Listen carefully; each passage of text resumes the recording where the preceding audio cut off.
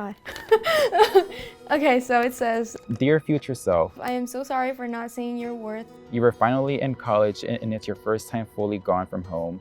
We are brave. That you've made it so far in life. You have been through so much and you deserve to be where you're at.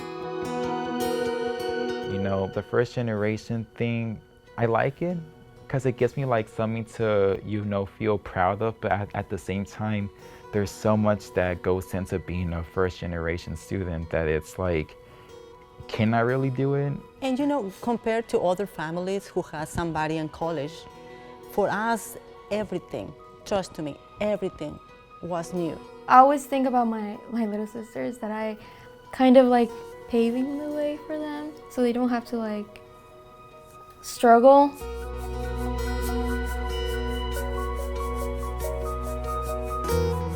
I think one of the best things about being able to support first generation students, it's first gen students have a very unique experience. There's more resiliency, there's more grit.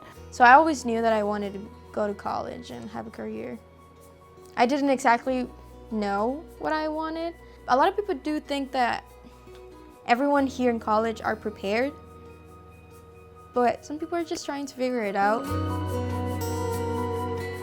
It's not just the First Gen Center, it's a community. I think I've been really fortunate to work with other First Gen identifying faculty and staff on campus who want to support. There's that drive. I have so many opportunities like waiting for me here.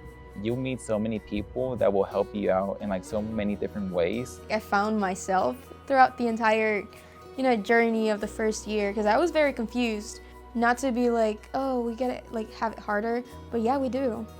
Like we do in many ways. It's really hard, but you're not alone. But I think you just need to know that you're not alone, and we got you. We got you. It's hard, but we're here.